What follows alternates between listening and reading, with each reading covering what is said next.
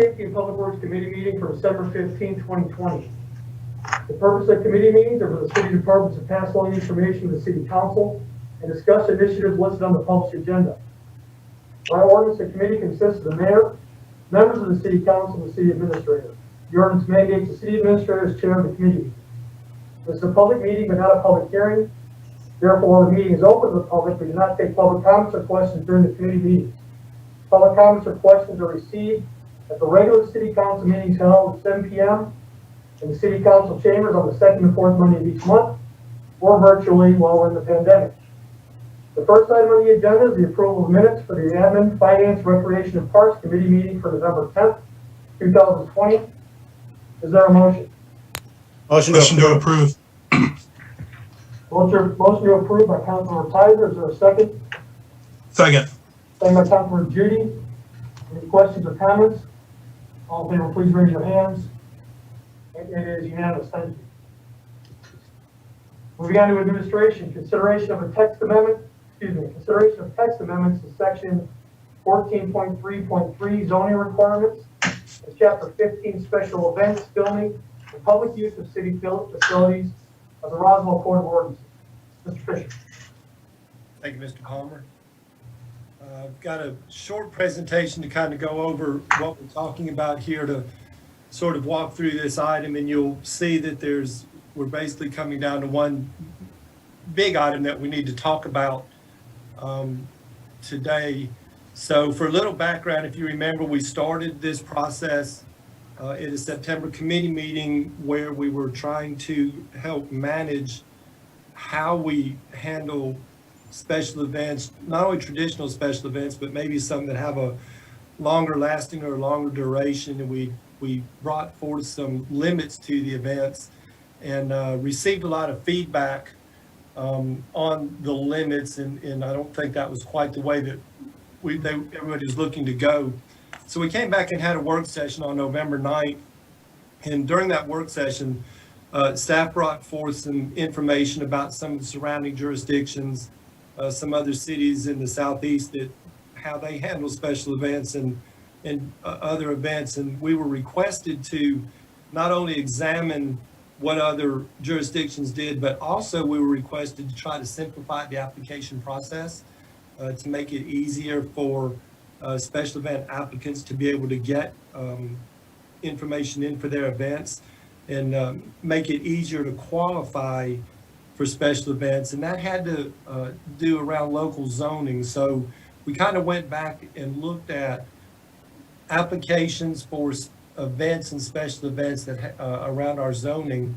So today we're bringing back some staff recommendations regarding what we discussed.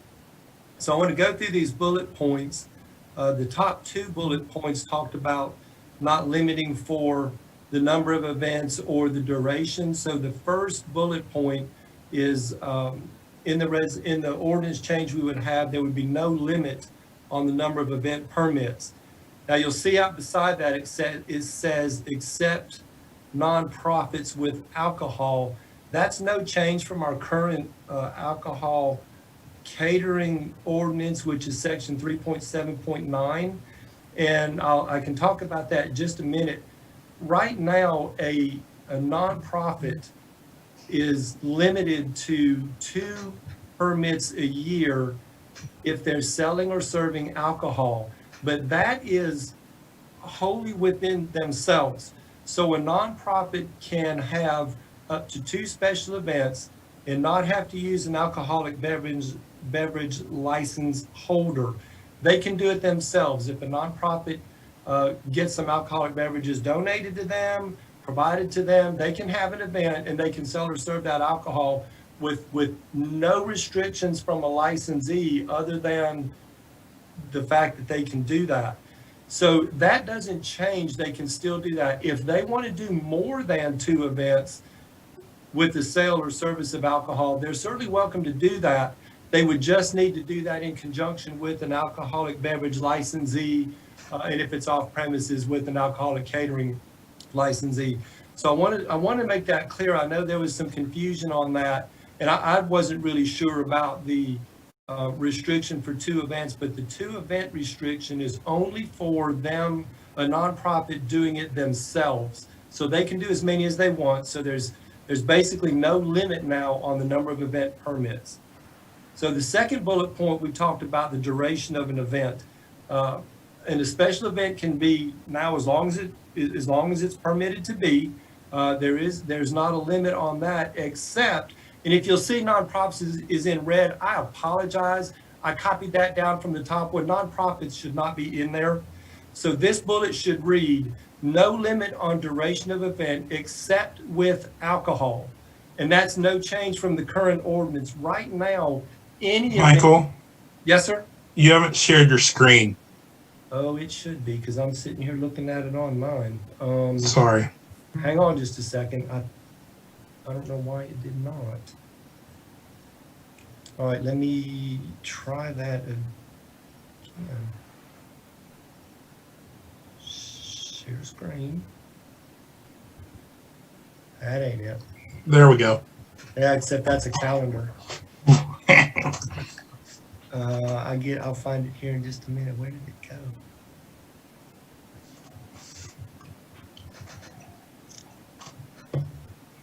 Yeah, it's coming. Sorry to stop your roll. No, that's okay. I can get back. That's why I have bullet points. Keeps me on track.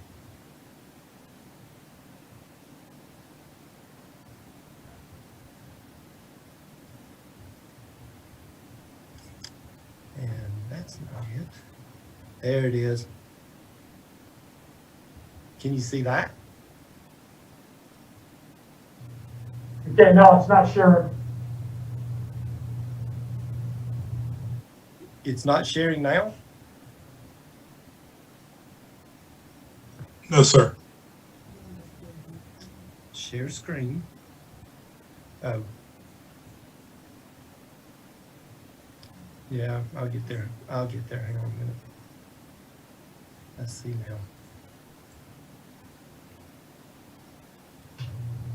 You want us to go to number 3? We can come back to this one? No, I got it right here. Okay.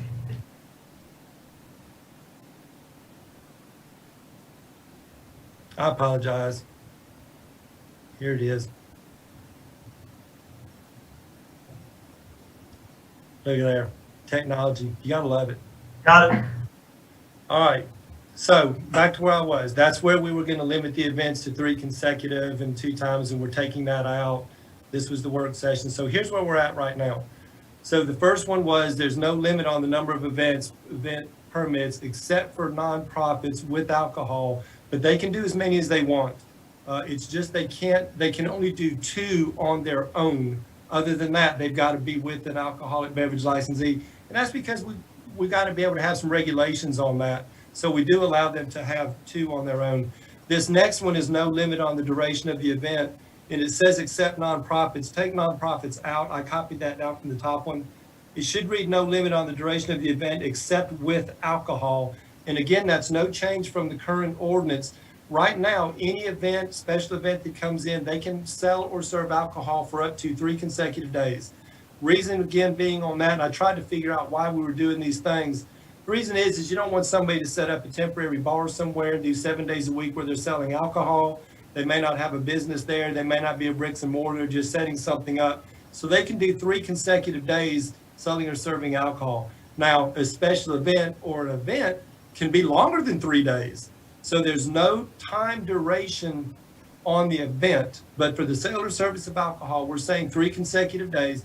That's in section 3.7.9 now, and it hasn't been an issue. We've not had any comments on the 3 consecutive days. So the recommendation is to leave that alone. So no limit on the number of event permits, no limit on the duration, other than those that I talked about with the sale or service of alcohol. And it's really pretty open, and we really haven't had many questions on that. The next bullet point is where we get into kind of the meat of the conversation, where we talked about how we were going to allow events in different areas. It was based on zoning. So we worked with our zoning director, with our special events manager, and basically what we've come up with is that events are going to be allowed anyway on zoning except for conservation and residential. Those are the two most restrictive zonings that we have. So anything else, any of the other zoning classifications that you saw in the red line that we gave you, any of those are okay for special events, and they really don't impact anything. Conservation and residential are a little bit different. There's very little that's allowed on those anyway. So our recommendation is, if you're looking for a special event on either conservation or residential zoning, those applications ultimately would get approval from mayor and council after the staff review. So we modeled it after the way we do in ComDev right now when there's certain zoning issues that come up. Staff goes through it, looks at those, puts a package together, comes to you all with a recommendation. We'll do that same thing. It'll still go through our team with special events, with ComDev, with police, Rec and Parks if they're involved. It'll go through the team, we'll put the package together, but ultimately with conservation and residential zoning, because there's very little that's actually approved, mayor and council needs to be able to look at that and say yes or no. Now, I'll tell you on residential zoning, we haven't really had any applications on those yet. If you're doing something, an event of some kind on residential zoning, as long as you're not impacting roads, as long as you're not impacting traffic, as long as you're not impacting parks, you can have things on your private property anyway. So that's really not been an issue. We've had an event that was on conservation recently, so I want to be sure that that's still available. But with conservation, there's just not much that's approved. So the recommendation would be that you all would look at that packet when we're done for those two zonings.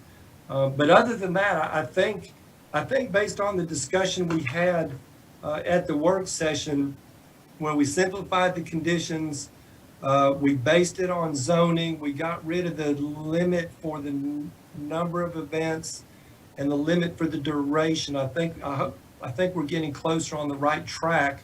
So we're asking for approval to move this forward for a first reading at council. And I'll answer any questions that you might have at this point. Okay. Mayor Henry. Mr. Fisher, my first question is the definition of a special event. To me, a special event is not something that's held 3 days a week, 52 weeks out of the year. So are we delineating a special event from, I don't even know what to call it, but then also I want to make sure, because you mentioned residential as well as conservation, but I want to make sure that we're not allowing commercial entities on properties that the zoning does not allow that. So can you assure me of those things?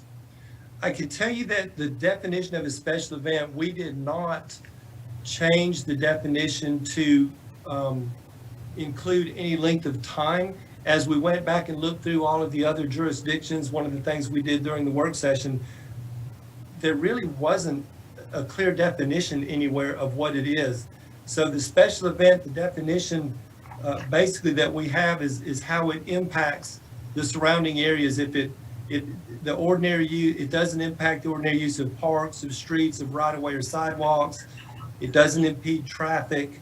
And then if it has the sale or service of alcohol in a non-licensed property, of course, that would have to come in as a special event. So that's kind of the definition of a special event. It's anything that you put together that does not impact the other things around you.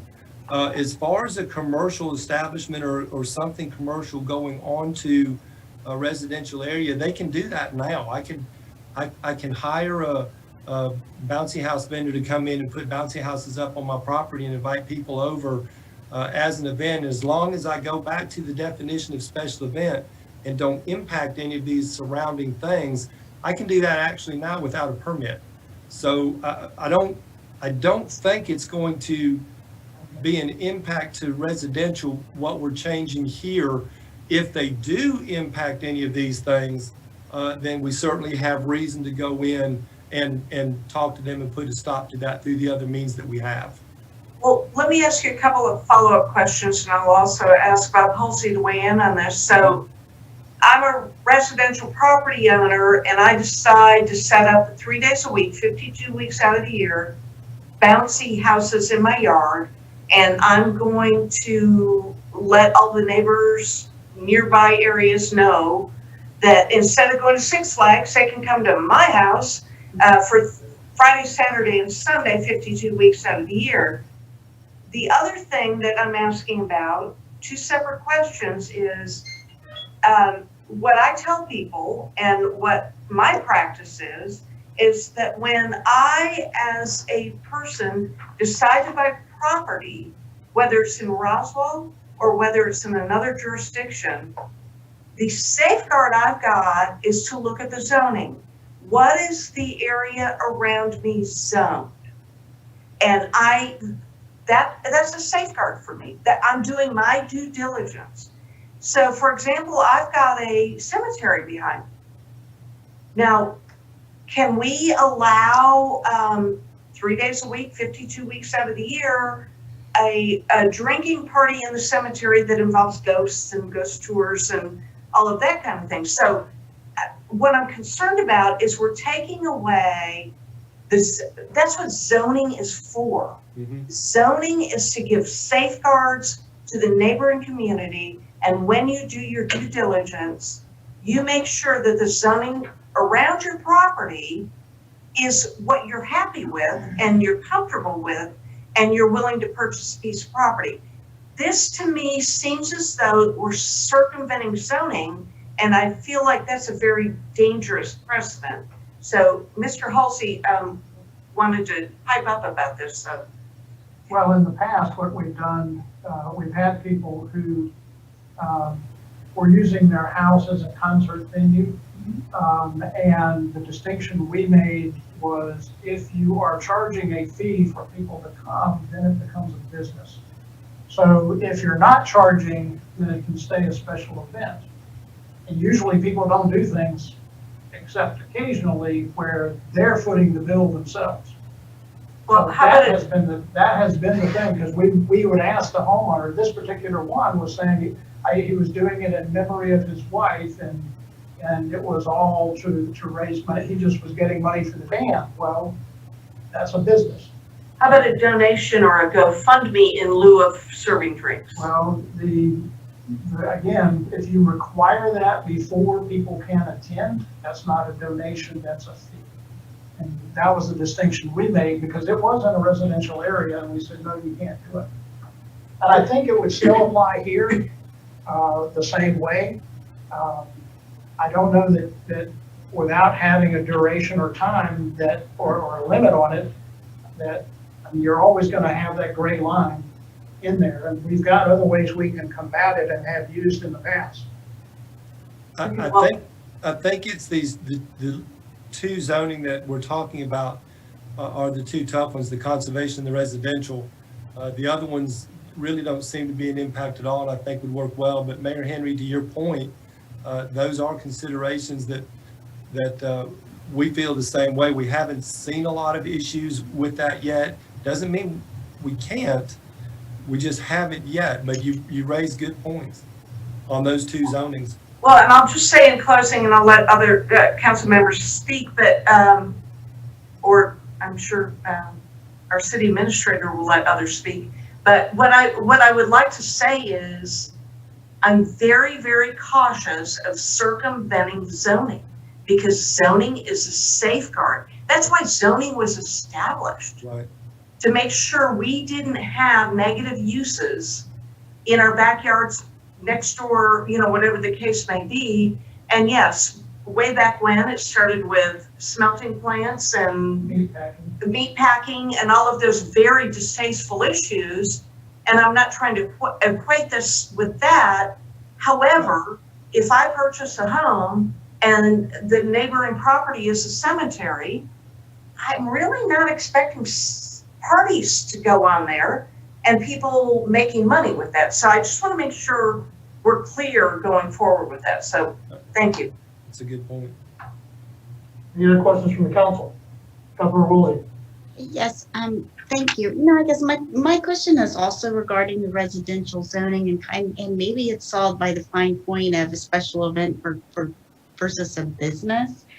But things like, for instance, a neighborhood that wants to have a spring fair on common property or a movie night or something like that in the summer, where they might be selling alcohol. Would that be considered a special event? Would a wedding on a country estate be considered a special event? And if so, what type of lead time is involved and what type of, what's the application process like? It does. If there's an event that's coming in where they're selling or serving alcohol and it is any type of an organized event, that is a special event. And they do have to have an application. It's got to be at least 2 weeks in advance because our people have to have time to go through it, to look at it, to evaluate it, to find out if any PD needs to be involved, if transportation needs to be involved. Now we're sending it to ComDev where they can look at the zoning on it also. But yes, if it has alcohol involved, it requires those comments that I made that are on the changes that we're making in 15.1.2 or 15.1.1 is and/ors. So yes, if it's a selling or serving of alcohol, it requires a permit. Selling or serving, Yes. and then now we're also adding in coming to council If it is residential or zone, commercial, or if it is right? conservation only. The rest of them are fine. I mean, they don't seem to impact anything. The questions, as the mayor brought up, seem to Right. be on these two because they're such restricted. And if we're not going to do limits on the times of the duration or the amount of times, we've got to figure out some way to do a review to be able to approve or deny that application. And what's left is the council. Right, sure. Yeah, I was just trying to think of some examples or maybe good examples of good events that now that will need to go through this application and Yeah, approval. that really wouldn't change that much anyway. If they're selling and serving alcohol, they've got to have a permit. Okay. Well, but now doesn't it go with the caterer at all, or no? Has to be. It would, if it's off of the licensed premises, all of that hasn't changed in section 3. That you still, if it's off of a licensed property, you've got to have an alcoholic catering license. And if you're selling or serving, you've got to have an alcoholic beverage license unless you're a nonprofit, and you can do that twice a year on your own. Okay. All right. Thank you. Councilmember Judy. So basically the difference here, Mr. Fisher, is we went away from a number being 5 events a year for non-501c3s Correct. to unlimited, and if it's on residential or conservation, it's got to come to council. That's basically the difference. Yes, those were the two that seemed to be the big concerns. So if you're doing it anywhere else, you can have whatever number you want. If you're doing it on conservation or residential, you can still do any number you want as long as it is approved first. So you're exactly right. Actually, maybe to solve what the mayor is talking about,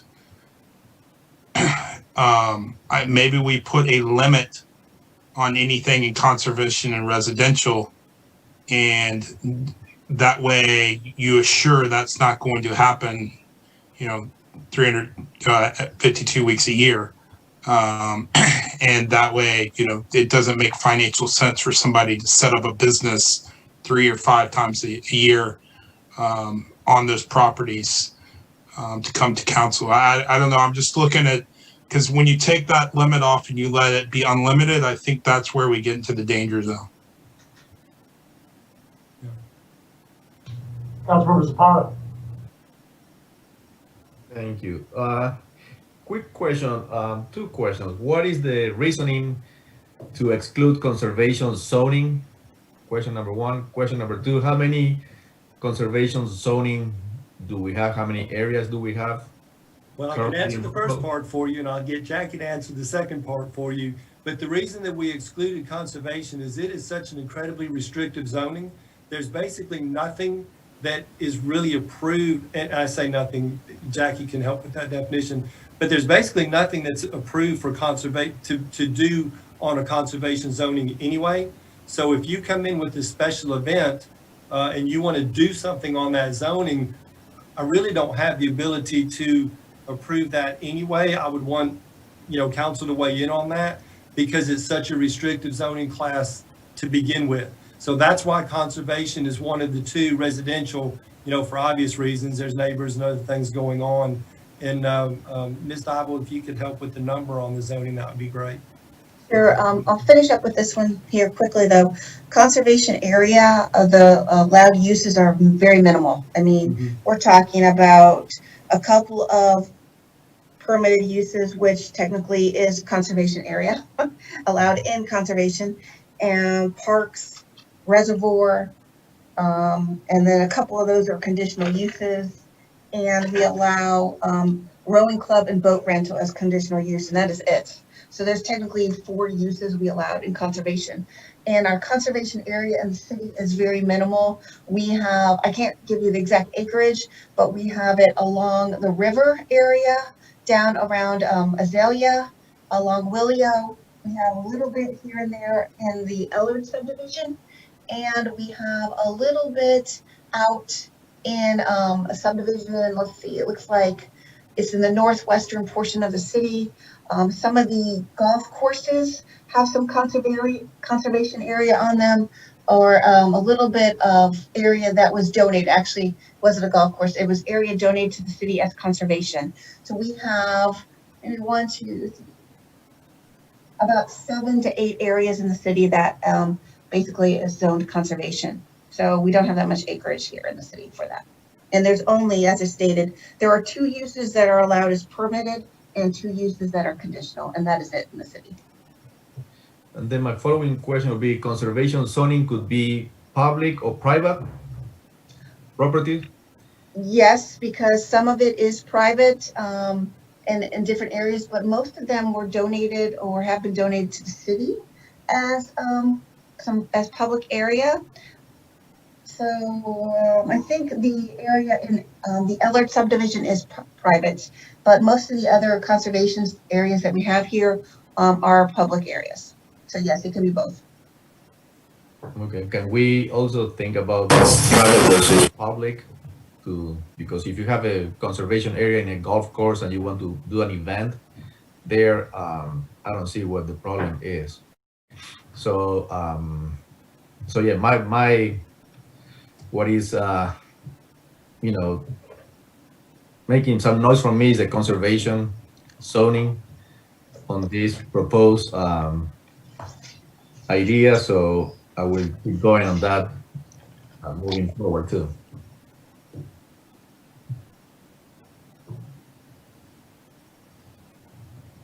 Councilmember Zapata, I'd appreciate it if you would clarify what you just said for me. I didn't follow you.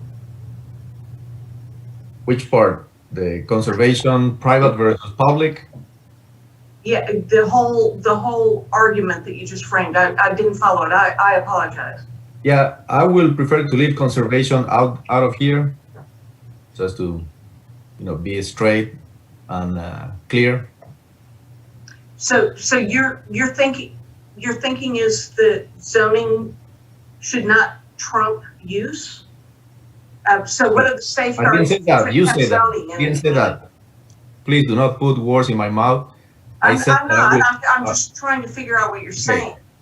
Out of this presentation on page 13 of the packet, on point number 3, events allowed on zoning other than conservation and residential. And I said that I don't agree probably with the conservation part of the presentation on the point number 3 of page 13 of the packet. But you do agree that residential should be left out? Correct. I never mentioned residential. I just focus on conservation. No, I'm trying to clarify. And what I will say then is that I disagree with you, because as I go back to the fundamental reason that we have zoning in the United States of America, and when it started years ago in the great state of Ohio, was to protect people from undesirable uses. So I go back to, If I am purchasing a home, I do my due diligence. If I'm purchasing a business, I do my due diligence. And I look to zoning for what is allowed on those properties adjacent to me. And if I look at conservation, I certainly would not consider 3 days a week, 52 weeks out of the year, a commercial enterprise being conducted there. Now, if we want, for me, if we, I don't recommend circumventing zoning to any stretch of the imagination, but if we're looking at uses, perhaps we need to regulate those more. So for example, you can have a commercial use on a conservation piece of property 1 time a year, 2 times a year. And that would be a special event. We could talk about that, but to allow a consistent use on a piece of property that is not zoned for it, to me, is circumventing zoning. Thank you. Councilmember Judy. Yeah, that's the reason I think maybe in those areas even if you give somebody 10, I don't know what that number is, but in those areas, even if it's got to come to council, basically we're doing a special events permit. And I think that's what we need to keep in mind. This is special events, not a business permit. If somebody comes in for a business permit, then that's different and it's judged differently. It's judged by zoning. This is special events, and we got to keep that in mind here. So if we put a number on that, to be fair, it's a special event. But again, if it's a special, we need to make sure we don't blur the lines of special and event in a business. Because businesses, so Mr. Fisher, say up at Brookfield, they have, screen on the green or a wedding or, that they don't have to get special event permits for that because they're a business, correct? Right. Okay. So that's the difference in that and it's on their property. It's on their property, correct. Roads and streets or right of way or anything like that. Correct. So that's the difference. So I think the clarity in what is a business and what is a special event is the important thing here. And that's the reason I would support a number on those those 2 restrictive zonings to make sure we're not running businesses on them. If it is a business, then they can apply for a business. Any other questions from the council? Go ahead, Michael. So I wanted to make one clarification. Councilmember Wilsey had asked about how long it takes, and I said 2 weeks. The 2 weeks prior to an event is an event like what you were talking about, where there might not be any city resources that were needed. So in the section 15.1, new section 15.1.4, it kind of lays it out. It's 2 weeks prior to an event if city resources aren't required. It's 30 days prior to a reoccurring event if city resources are required. So it's actually 30 days if they need city resources. Most events that require a city resource are doing planning way farther out than 30 days anyway. So that's never really been an issue because those are usually larger events. And then if it's recurring events, they're changing a venue or doing something on a larger scale, it can be 60 days. But that's been normal and we haven't really seen any issues with any of those. So 2 weeks is the shortest time. 30 to 60 days could be the longest depending on the scope of resources needed. Right. I just And wanted to clarify but now that time frame would have to include coming to council for council approval, correct? Yeah, it would if we did concert. Yes, on those 2 special events. And I think in particular, those would take longer. And I think they would understand that. Right, sure. Yeah.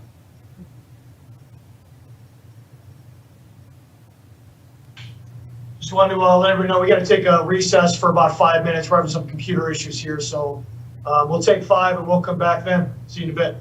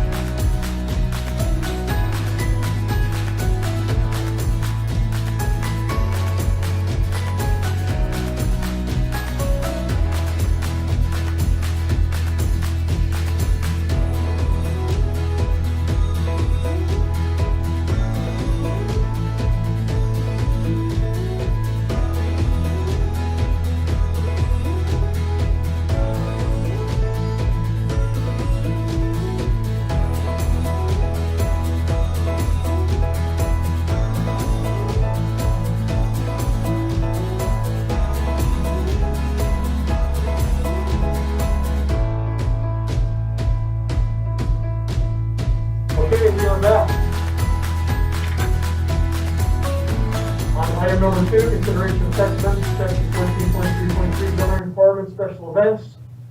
Michael, do you remember where we left off? You're muted. I think we just talked about what we might end up doing with trying to determine how to handle the last two, conservation versus residential, and do we want to do a hybrid where instead of not restricting at all, do we want to just restrict those two, or do we want to just leave it unlimited and have mayor and council kind of have the final review of those applications? I think is where we're at. Okay. While we're waiting for Councilmember Zapata, is there any other questions from the council? Okay. What's the pleasure of the council? You want to move this forward? You want to bring it back to next admin? Councilor Wilsey? Yeah, I would like to suggest, I mean, since some of this is new from what we've, in the first we're hearing about, you know, some of the proposals since we came back from work session is just to table it and let's talk about it with you and among ourselves with the mayor in the next, between now and the next admin meeting, if that, and bring it back then, if that would be agreeable. Okay. Does that work for you, Councilmember Judy? Councilmember Zapata, we are going to table this to the next committee meeting, and y'all can discuss it in between then, and we'll bring it back up at the next admin. If that works for you. Perfect. Yeah. Okay. Good. All right. Moving on to item number 3, consideration of a resolution to set qualifying fees for the municipal election on November 2nd, 2021. Ms. Press. All right, y'all. Well, as we know, we have an election next year, and this is just to set the qualifying fees for the election next year for mayor, and then post 4, 5, and 6.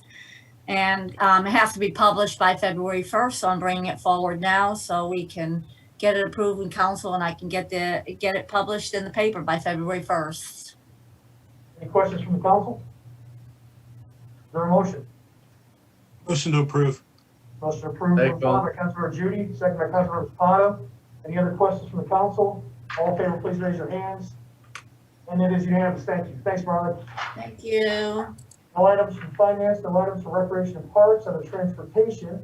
Item number 4, consideration to approve a construction contract with C.W. Matthews Co. Company Incorporated for the Big Creek Parkway Phase 1 T-Splosh project in an amount not to exceed $5,760,889.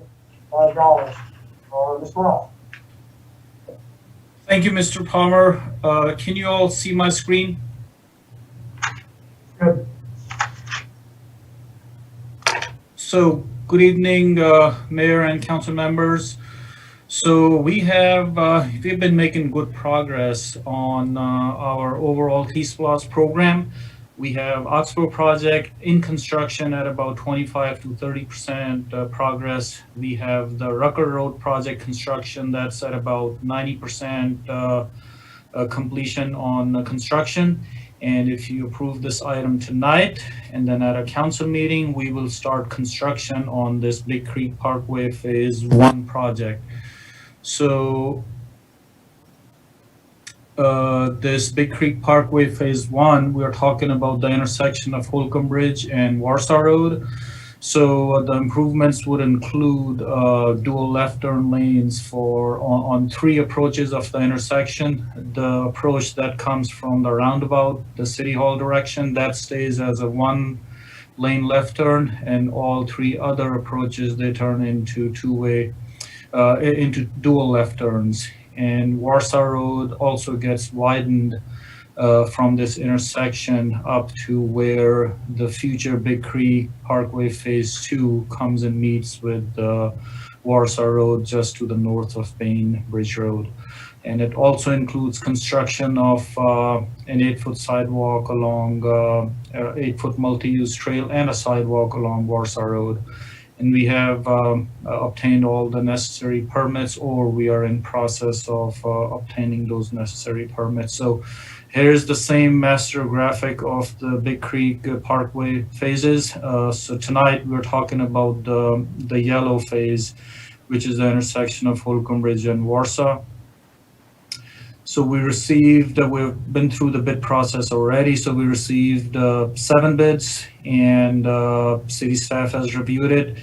And we are recommending to award the construction contract to C.W. Matthews at the lowest responsive bidder, total amount of a little over $5.7 million.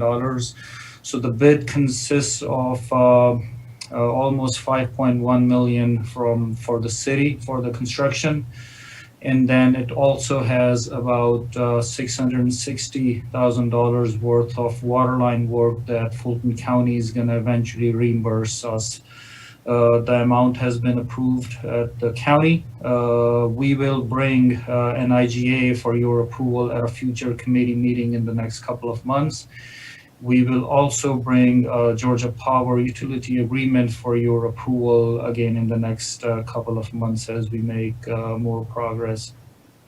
So again, like I said, staff recommendation is to award the construction to C.W. Matthews. They're the same contractor who's been working on our Rucker Road project. And there is enough T-SPLOST funds in the budget for this project. So if you approve this tonight, we'll bring it forward to a future mayor and council meeting. Can I answer any questions? Mohammed, can you stop sharing your screen so I can see the panel? And the floor is open. Motion to approve. Motion to approve by Councilmember Judy. Second. Second by Councilmember Wilsey. Any further questions or comments? All in favor, please raise your hands. And the name is unanimous. Thank you. Thanks, Mohammed. We are adjourning this committee meeting. We are going to reload the next committee meeting. We'll be back in 1 minute. Thank you.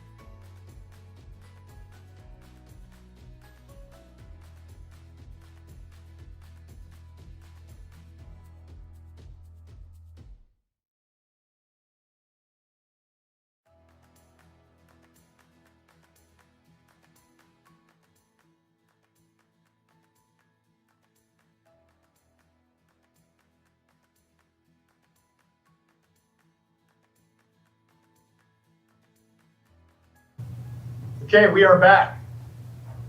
Welcome to the Public Safety and Public Works Committee meeting for Tuesday, December 15, 2020. The first item on today's agenda is the approval of minutes of the Public Safety and Public Works Committee meeting for November 10th, 2020. Is there a motion? Motion to approve. Motion approved by Councilmember Judy. Is there a second?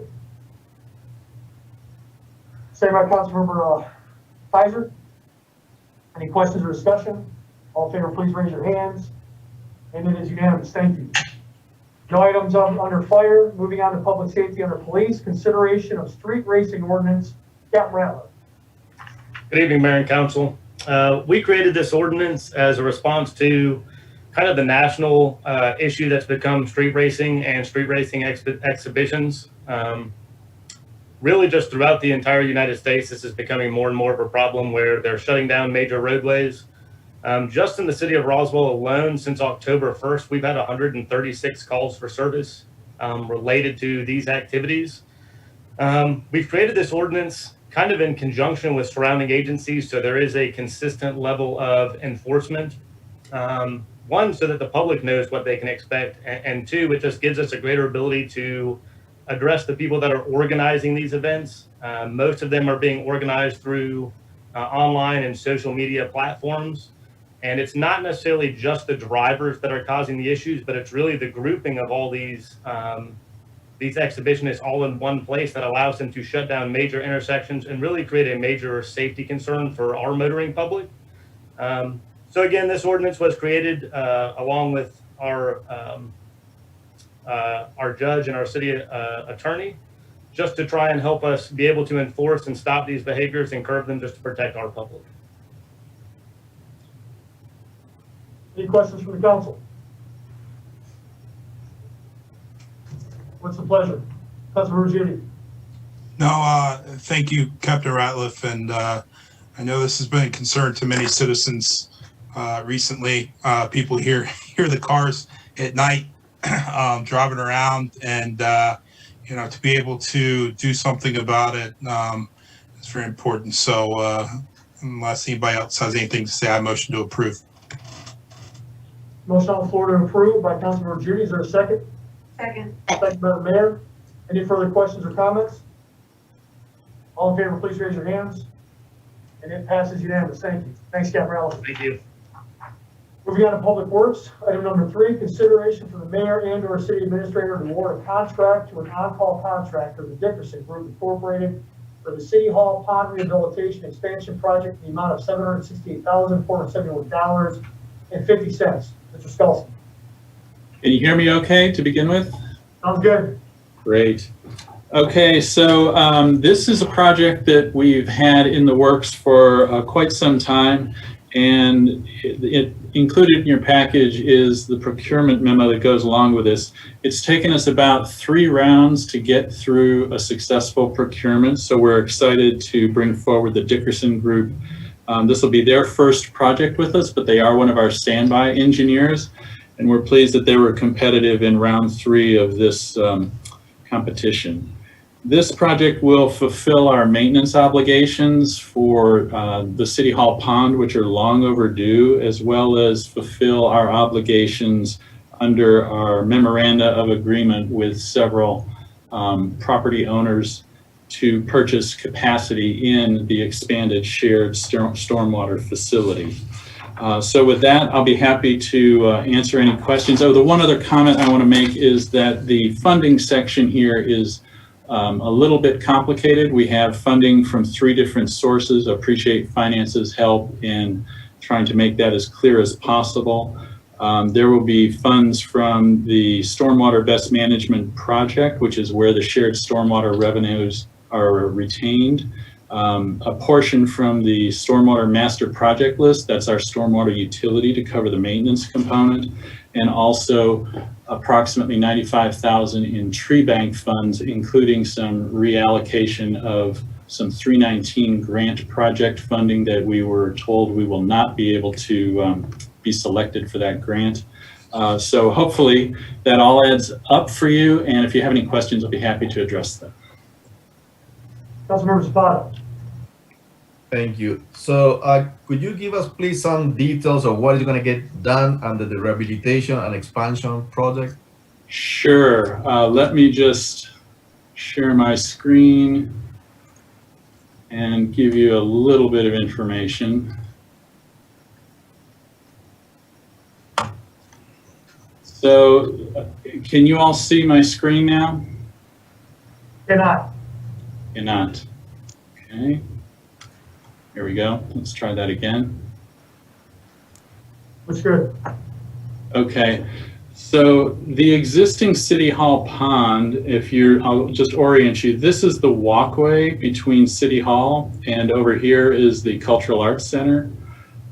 This is Forest Street, and there's a wall along Forest Street that has a good bit of decoration artwork on it. That wall is what creates the pond at City Hall that we're talking about. This wall here is currently a retaining wall for the pond, and what the project proposes to do is clear out the pond because it needs maintenance badly after about 25 years or so.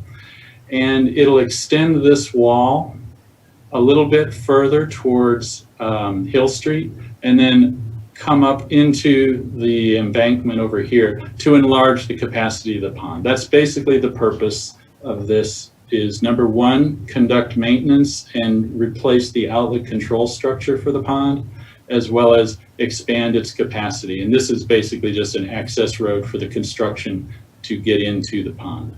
So hopefully that helps. And just from a graphic standpoint, just this exhibit, can you see that now? This shows the pond area here, and then upstream across Norcross, these are the two properties that have already signed memoranda of agreements for having detention provided in the City Hall pond. Does that address your question, Councilman Zapata? Yes, thank you. Thank you so much. And I will try to unshare my screen.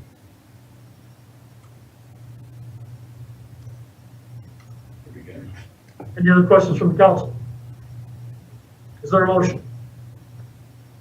Councilmember Kaiser. Motion to approve. Motion approved by Councilmember Kaiser. Is there a second?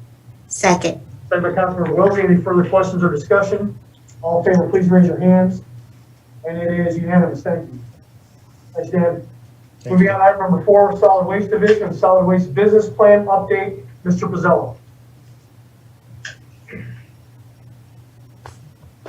Hey, good afternoon, everyone. Dan, did you want to go ahead and say anything before we got started, Sharon? Either one? No? You're good. Oh, you're good.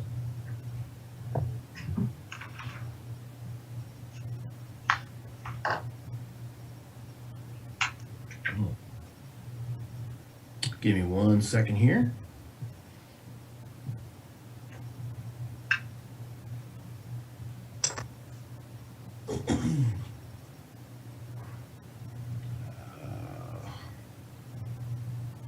I am having trouble sharing my screen.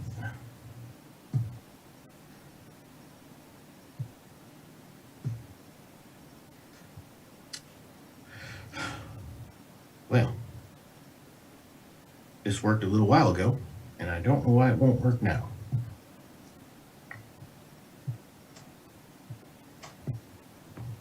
While Nick is working on that, I will try to pull it up as well.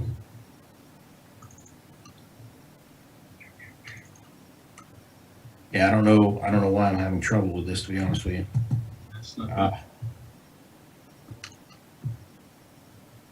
The internet connection over here is really bad.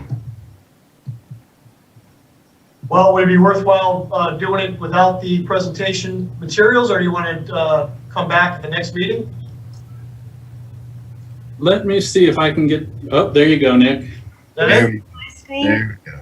Sharon saves the day. All right. Sharon. It's all you, Good Nick. boss. Nick, give me directions. Where do you want to start? Just go ahead and leave it right there for just a second, please. And I apologize about that. I'm not sure exactly what happened. Thank you for giving us this opportunity to go ahead and speak with you guys tonight. We're going to go ahead and bypass. Sharon, if you'll go ahead to the next screen, please, ma'am. We're going to go ahead and jump right into it. We're not going to go over a lot of the past year's worth of information. We're going to jump down to slide 11. We're going to start with the East Alley operations.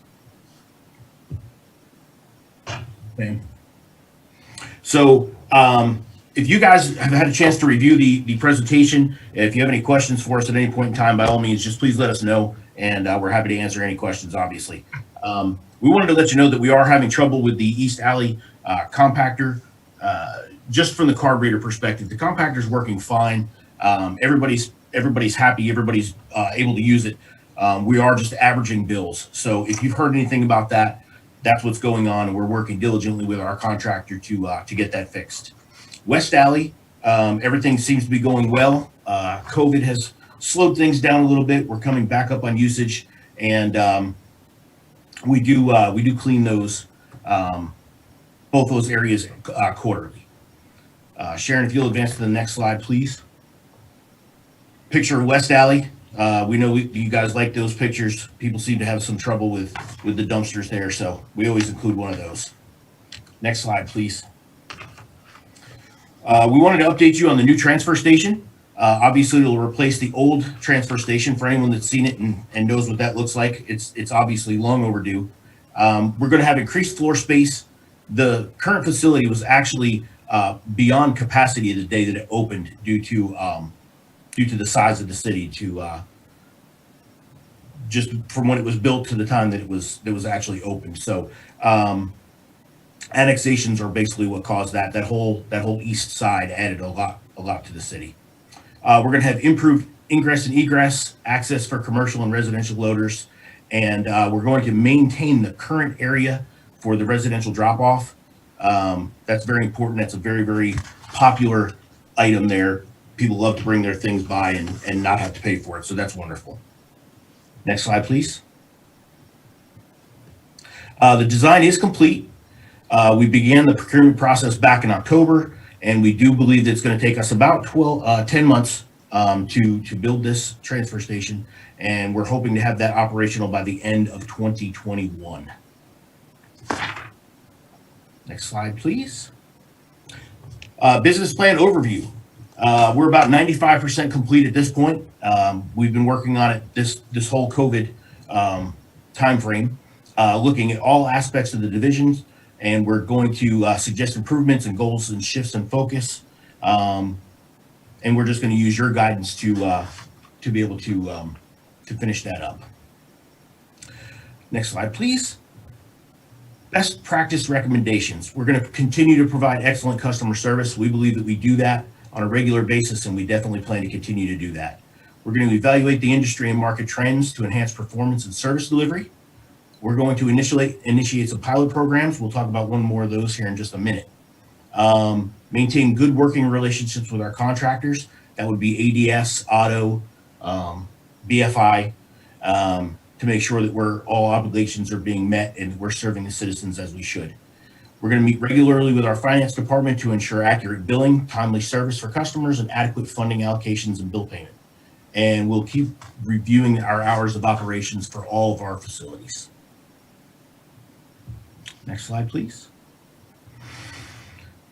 Public education. We plan to develop an assertive, thorough public education program led by the environmental education coordinator. She is currently working on that plan now. Promoting the services and successes of the solid waste division, publicize events and initiatives, and rebrand the recycling center and the curbside recycling programs. We're going to highlight the services provided, especially at the recycling center. We really, really want to get people using the center and get people excited about using the center.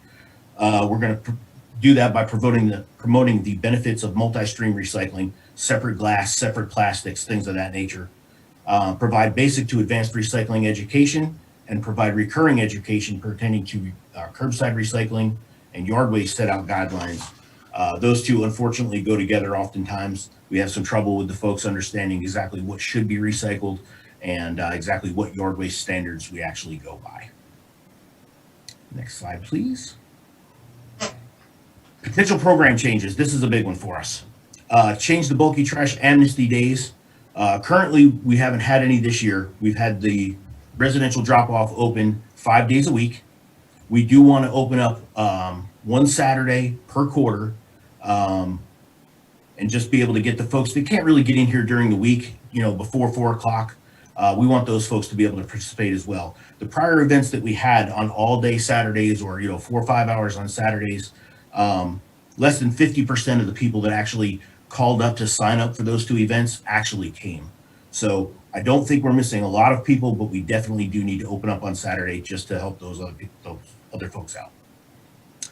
We are looking at a pilot program for plastic film recycling curbside, a pilot program for small commercial curbside recycling, and we're going to evaluate the long-term operation and management of the new transfer station.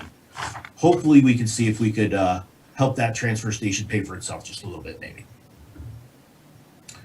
Next slide, please. Small commercial pilot program. We just mentioned that just a second ago. Here's some basic guidelines. You've got to be able to recycle curbside. As you know, we use the automated arm to collect our recycling. And so we've got to be able to actually reach the can. So mostly small businesses that are in smaller buildings, not your big commercial, but your small commercial buildings are the ones that would actually be looking at it. limited to 2 cans, just like a curbside, like a home curbside collection. And the fee would be evaluated on an annual basis and would basically just cover the cost of the program.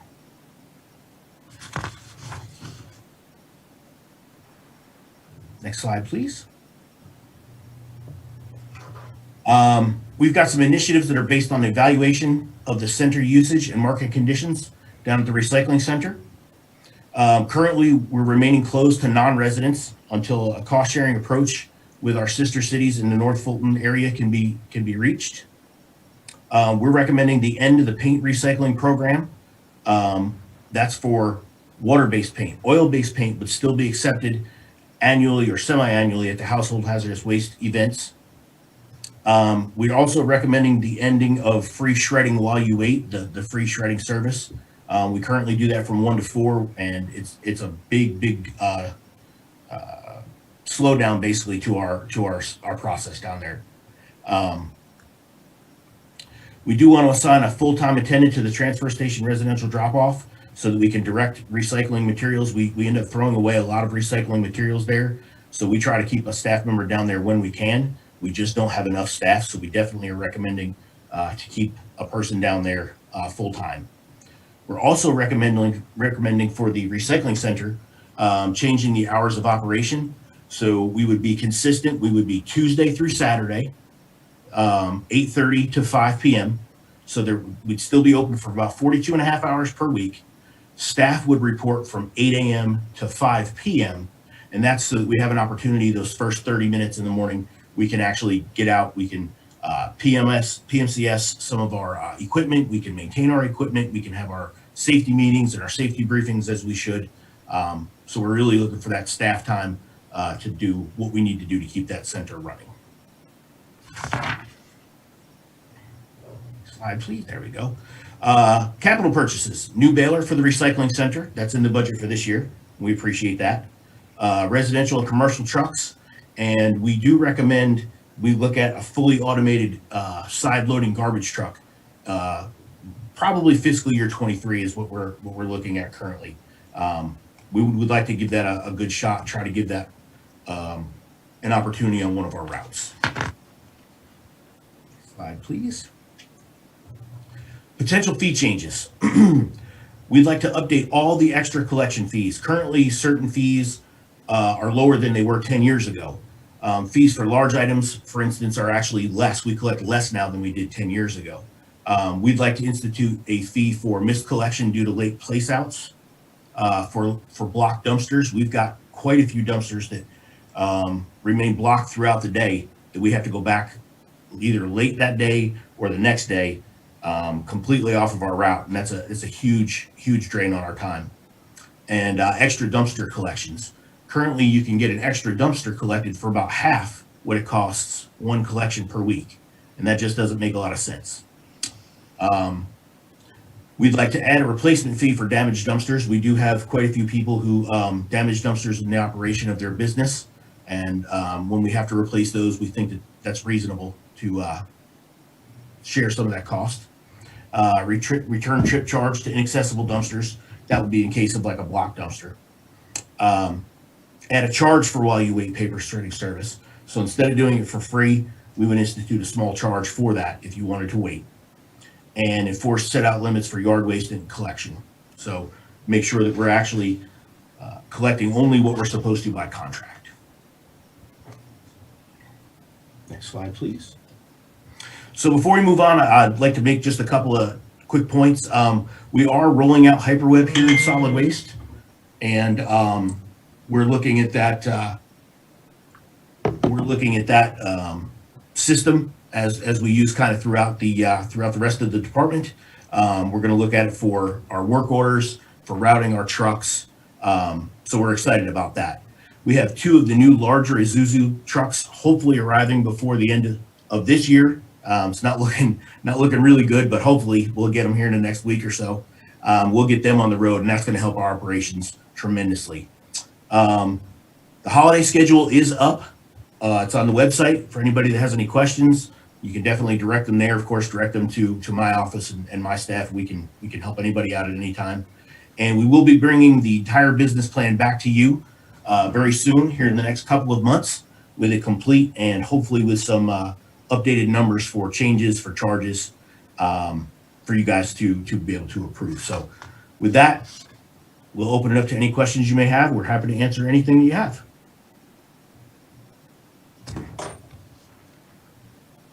Thanks, Nick. I just want to say thank you from me to you for your leadership in this division. The changes you guys have made there have been outstanding.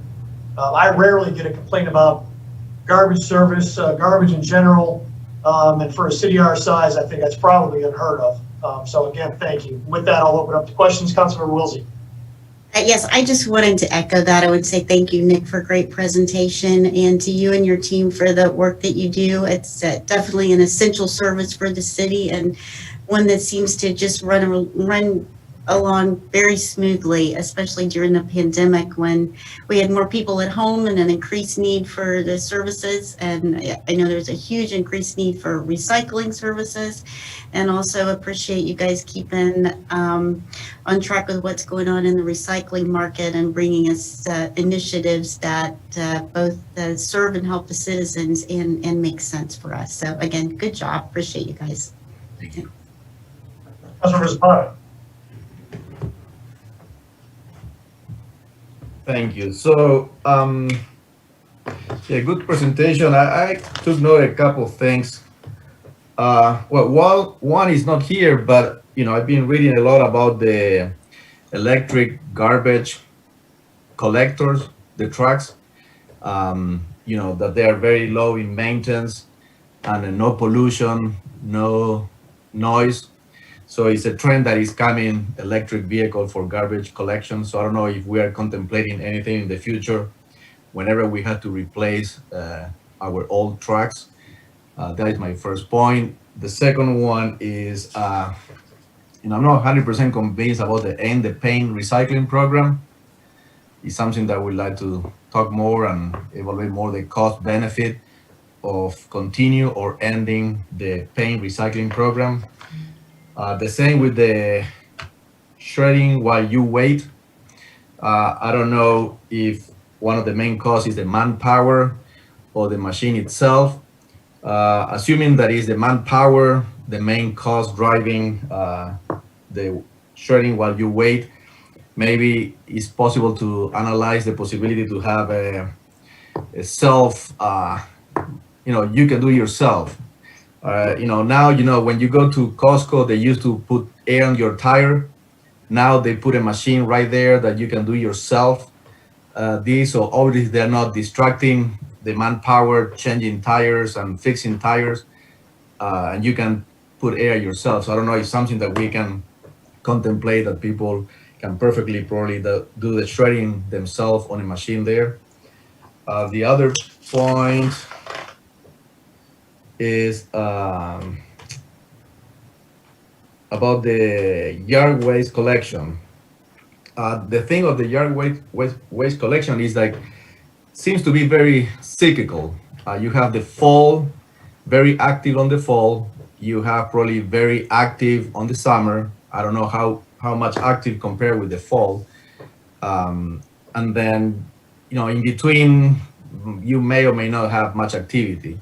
So I see the truck sometimes driving around in my area, and maybe 1 or 2 out of 5, 6, 7 houses has something to collect. The rest, they don't have anything, though they just keep driving fast. So I don't know. I don't know if we can, give more thought about it and maybe dissect more this yard waste collection and see what can we do to I don't know, if do an average. I mean, I don't know, but I see that it's very kind of cyclical, the weight. I mean, the yard, the regular garbage is more steady, I believe, and so I don't know. And I sometimes, some people have 10 bags of leaves, sometimes they have 0 the next week. So I don't know, you can always put a 5 on your neighbor and then 5 in your house. So, but I mean, it's just, extra work to move those 5 to your neighbor who doesn't put any. So I don't know if it's a way to determine average or something like that, especially at the peak seasons with the yard waste. There's more demand for yard waste. So those are my comment, and thanks again for the presentation. Looking forward to talk more about all these items. Councilmember Judy. Real quick, great job, Nick, and crew. As usual, every issue that has come to me from residents has been responded within 24 hours by Nick and crew, and with 100% satisfaction. So I have to say, awesome job.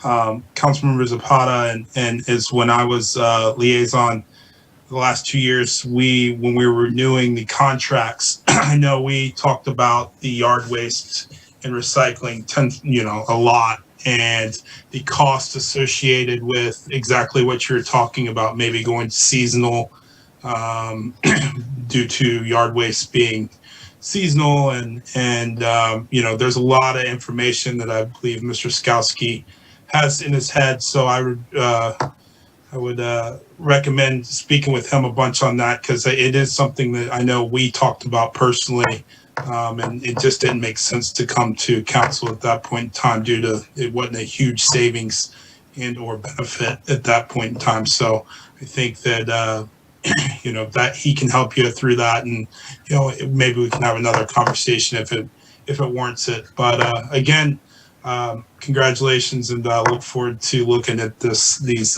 costs when the business plan comes back. Thank you. Any other questions, Councilmember Childs? I'd like to make it. Mayor?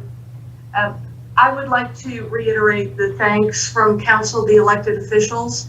You all are doing a great job.